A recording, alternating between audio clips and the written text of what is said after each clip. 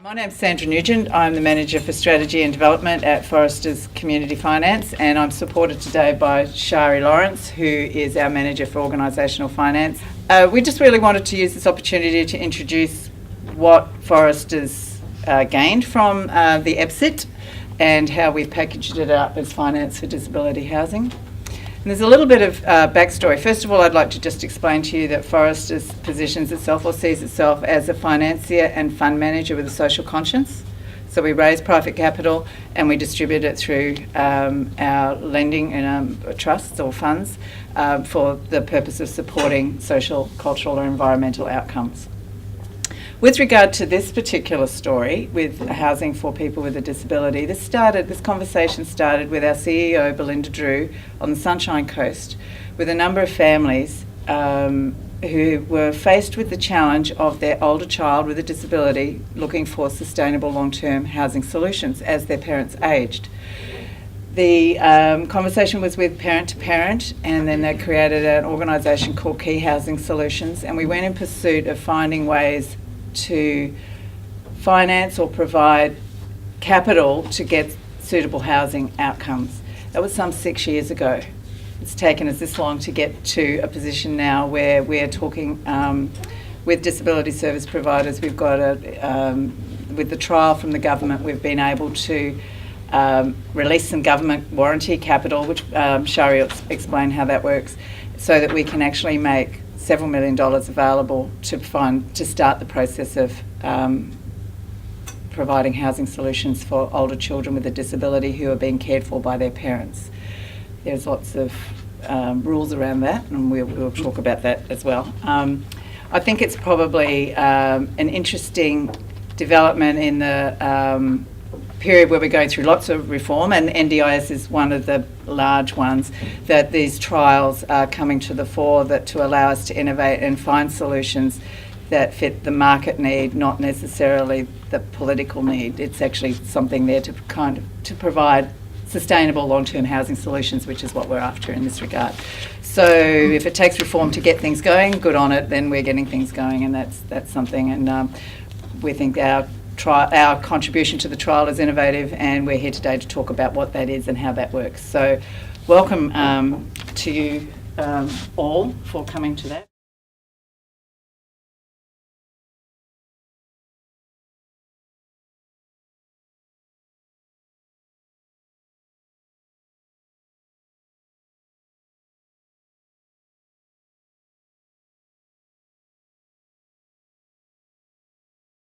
Thanks, Sandra. So this is an initiative, as Sandra said, by the Queensland Government, Department of Communities. We were one of the successful applicants for the round one of the Elderly Parent Carer Innovation Trial. That meant that Foresters were granted $1 million in capital to be made available to organisations in the sector to provide housing outcomes for ageing children, so children and adults really over the age of 25 with ageing parents over the age of 60. Now that $1 million in government capital that was granted to Foresters and is held in trust is been matched by $2 million of social investment capital. So in effect, our $1 million has been leveraged 2 times to allow us to pool $3 million of capital, which we will distribute out into the market to organisations who are looking to build, construct, refurbish or purchase a property that is suitable or can be made suitable to provide housing solutions for parents and children who fit that criteria that I've just mentioned. Now, if you're wondering what social investment capital is, many of you probably know, but we, through our fund management arm that Sandra has briefly mentioned, are in contact with a number of social investors across Australia. So social investors are high net worth individuals, private ancillary funds, PAFs, institutional investors. One of our main investors in our other social enterprise fund is a superannuation fund who has an impact investing focus. And that money from those private investors is pooled within the funds that foresters manage, and that's the money that we distribute out into the community to allow organisations and social enterprises to grow and develop their ideas. Now that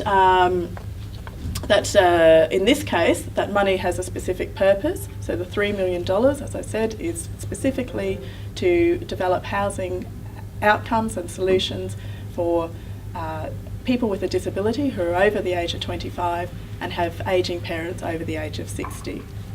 So the key outcomes as we see them are for more adults, 25 years and over, with a disability to have sustainable living arrangements now and into the future. So the fund and the money is being lent out in the form of loans. They're long-term loans. It's a long-term ownership option for organisations, and it's specifically to allow people to have that sort of security and peace of mind about their own about their living arrangements. We want to and encourage organisations to develop a wider range of living arrangements and options that suit particular needs and provide more choice for our elderly parent carers.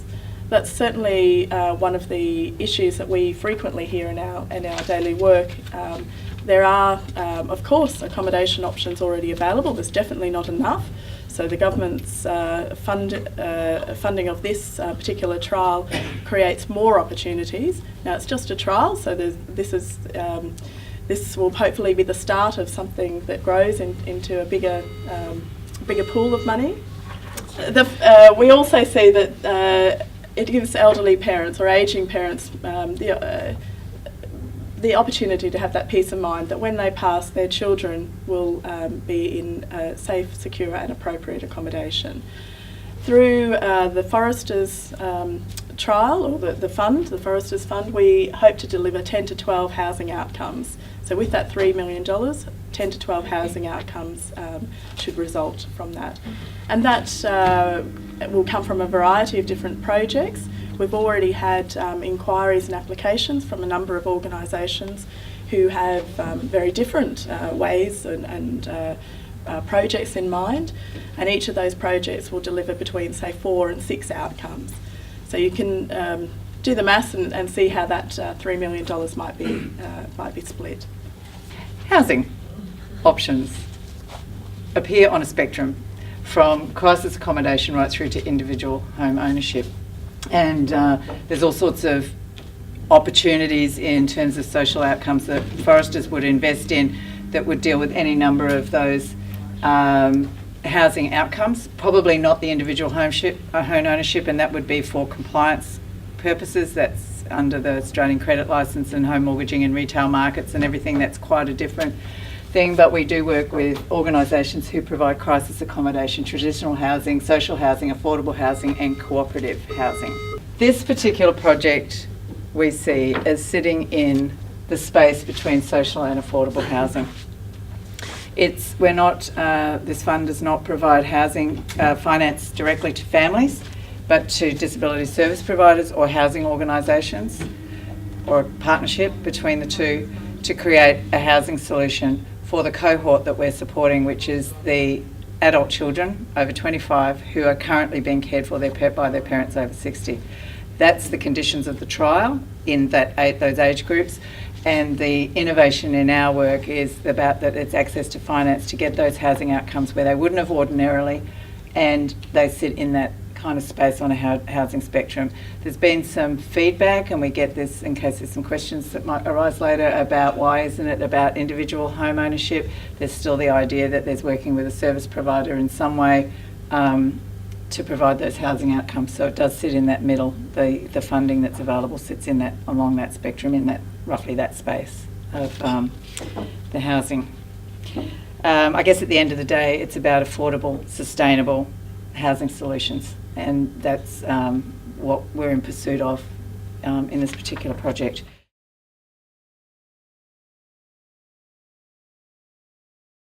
So these case studies that you can see on the screen there, they're examples of some organisations that we've worked with recently. Not all of them are specifically related to accommodation for people with a disability, but a couple of them are. But it's really just to give you a flavour of the type of organisations and also the types of loans that are available that we work with organisations for. So the top one, in terms of, that was the construction of a respite centre in one of the regional towns in Queensland. That particular organisation purchased the land themselves. So that sits, that was a purchase that they made before coming to us. So they had the land available and they had the idea that they needed and wanted to build a respite facility for their particular client group. So that's a construction loan. That land provides the deposit that organisation, that enables that organisation to obtain the loan. They, through the income generated from the respite centre plus other income that they generate that's untied to government funding, they will be able to repay the loan on that basis. The second one is an organisation actually based in South Australia, and many of you may know them. They provide, they build affordable homes for low-income families. Now, in that case, the home ownership it does result in the family owning the home. We provided a business development loan to help that organisation, who effectively is a developer. They, in partnership with the government, they purchase land, they subdivide it, they identify families who fit a particular criteria, and then with the families, work with the families, and there's an element of sweat equity in there as well. Develop the property and sell that particular house and land to the low-income family. So while we didn't provide the loan specifically to the individual, and as Sandra said, that requires a whole lot of different elements, we provided the loan to the organisation to allow them to effectively deliver more housing outcomes for their particular cohort. The third organisation mentioned there, that was to provide, as you can see, NRAS accommodation. And in this particular case, again, it's a regional city within Queensland. In this particular case, the organisation has already sort of owns and manages a stock, but this was their first foray into developing accommodation that was specific to their client needs. This case, it was to house elderly people, pensioners, and they had NRAS allocations which they applied to that, developing a quadplex on a site within a residential estate, if you like. And the third dot point, that's a relatively large disability service provider that also builds, owns and manages accommodation for their clients. As you can see in the described in the dot point, in that case, they have, because of their size, they've been able to provide a mix of accommodation and use their say NRAS allocations along with their other, if you like, mix their client base so that they could develop an outcome that also had a mix of disability accommodation types for their clients. So that's sort of a broad spectrum of some of the types of organisations that we work with. I suppose the message that I want you to leave with is that whatever your idea, there's ways to make it happen. The things that you need to consider is the ownership, who is the owner of, or going to be the owner of the building that you either construct or purchase or refurbish. Where the equity is coming from. In all but 3 of these cases, the Queensland Government or other state government provided the land, so there was a transfer of land to the organisation, and that was the equity stake in the construction or the purchase. Also, the partnerships that are involved. In pretty much all of these scenarios, it's a partnership between a disability service provider, and or a housing provider, or within their own structure. They might have a parent company with a subsidiary that provides the housing and does the sort of construction and the development, and more importantly, the state government or their local council and or their local council. So in the case of the third organisation mentioned there was a huge effort and partnership arrangement with not only their local council, with state government, as well as the ULDA and 21 of their own stakeholders, local builders, developers, town planners, etc., to make that project happen, and the others that they're working on. So when you're thinking about the Elderly Parent Carer Innovation Fund and the money available through that, it might be that you're a service provider that doesn't necessarily have the expertise in terms of building and construction, but you may be able to partner with someone that does have that expertise. It might be that you have all of those skills and knowledge under the one roof, and therefore come basically with a designed package and can access the finance, to construct your particular project. Or alternatively, it might be that you just have an idea that you've shelved for various reasons, and you might now be reconsidering how to make that happen. So it's worth a conversation is the message.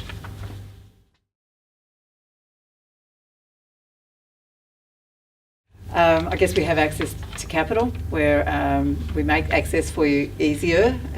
We understand you as an organisation. We work with you to help you reach your outcomes, and in many ways we often tailor the loan. We co-create what needs to be there for your outcomes. You saw from Shari's example, there's a number of different types of projects we've worked on in the housing space, so we can work with you. We don't try and squeeze your project, your square project, into a round hole or fit some sort of, obviously we have criteria, but we work with you in a flexible way to help to deliver the best possible way for you to get to your outcome. Having said that, we will not put your organisation or our organisation at risk. So what happens there is that we do have a criteria that we need to follow, and we work with you. If in an experience that we're working with us, we uncover something that isn't quite right for you or us, we will work with you and give you some guidance on what needs to happen to then come back and re-enter the system to go that way. So we don't abandon you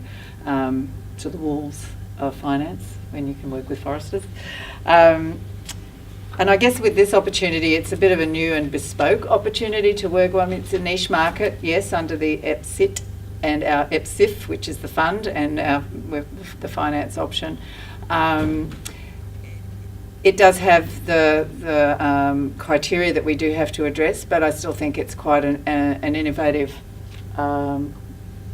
way for you to get access to capital where you might not ordinarily. Shari was talking about the investors before. They're comforted by knowing that the $1 million from the state government is there, so they're getting the return, and that sort of makes it a bit more of an attractive proposition to get that social investment into this space. The journey, if you were to come to us, what you will experience or working with us is that, and Shari alluded to it before, if you have an idea, explore the idea with us. We're quite dialogue driven. We like to, work with you around what your ideas, all the ins and outs and the ups and downs, and ideally we want to work with your decision makers, which would be a CEO and at board level, to make sure that everybody's on side with the direction that's being taken. There's nothing worse than getting halfway down a plan, and I've had this experience, and someone who wasn't at the previous board meeting says, I didn't know we were talking about property, and you had to go back to square one. So it's important to get everybody on the same page, and that expressing that idea and working with us around how to shape it up. And when we've shaped up the project, we then sort of through that exercise we'll come to a decision and we'll tailor the outcome with you, and then we can act on the outcome. So it's a fairly comfortable experience in that you would be in safe hands to work with discretion with you on your ideas to bring that bring that together. So that's kind of what happens when you work with Foresters. We like your ideas, we like to talk about them, we like to help you shape them up to get to the outcome that you want to have. And our interest, as I said to you before, we're a financier and fund manager with a social focus, and we're very, very keen on making sure that prudent decisions are made, but that we meet a social outcome and we meet those objectives, applying the principles of finance and social investment to make that a reality. So I guess that's probably the end of the information, but I'm sure there might be some questions. Just first off, there's a lot of work to be done before you even get to the stage of applying for finance. So how does does Foresters assist in relation to that sort of thing at first? So I'm thinking, planning advice, architectural advice, Sure. all that type of thing. So if I can just give you an example, we're currently talking to an organisation, a service provider, who doesn't have that in-house expertise. So it doesn't have they've never constructed, they've never purchased a property, but they certainly know, obviously their clients, and they know what they want to deliver. So they need to be partnered with an organisation, either a housing organisation that already has all of those other skills that they don't have, and we've sort of helped facilitate and identify who they might be, but it's obviously up to the disability service provider to find the right fit. But alternatively, if and in this case the disability service provider is also thinking that they may like to own this particular property that they will construct, and in this case they will look. So one option is going to a housing provider. The other is to find those outsource, if you like, that where the skills gap is. And there are, we obviously work with those sorts of people, so we can make an introduction, if you like. We won't provide the advice. You need to seek that independently, but we can certainly help facilitate, your organisation meeting the right people. So the loans could be done, subject to all the relevant approvals and that sort of thing? Yes, we can. So when you make an application, now we're talking about the specific process, but we can provide your organisation with an indicative borrowing capacity to start with. So from the start what you can go out and spend, if you like, and you can create the project or build the project to suit that. We also have, and we have seen some of the projects that have come through, if you like. And in terms of the design, that the organisation has outsourced that design and build and development sort of capabilities, and the designer has, and the architect, etc., have worked with the service provider to create accommodation that's very specific to that cohort. In the case, in one case, the actual development involves, if you like, strata titled units where the person with a disability has a separate living accommodation, and then next door are their elderly parents, and the service provision comes on site, and it's all there, and you can sort of buy in what level of service you would like. That's obviously not going to suit all, but it is one concept that we've seen. Does that answer your question? Probably the only other thing is, like, I'm talking probably more specifically about council approvals and the costs involved in the lead up to the actual, loan and commencement. So there's quite a lot of costs and work involved from the organisation and that in just the planning stage. Yes, sure. And that can take considerable time, just the planning. And there are groups that build specifically to provide accommodation for people with a disability, and they will handle all of that and help you work through all of that. So that's something that can be, if you don't have the in-house skills, you can actually, do that external. And an interesting element that you might like to think about, and that, yes, that will cost you some money and it will need to be paid, but it could be something that when you get to the loan stage, we can actually uplift that cost that you've just put into the loan, and you effectively pay that bit back. That's- Like that? Thank you. Okay, sure. So we can, and that's part of the tailoring that we talk about. So, okay, yes, you may incur some costs along the way. We do provide an element of consulting work to you. Sometimes you might have to go and source it elsewhere because we're not town planners or whatever, but largely if it's anything to do with your finance and your governance and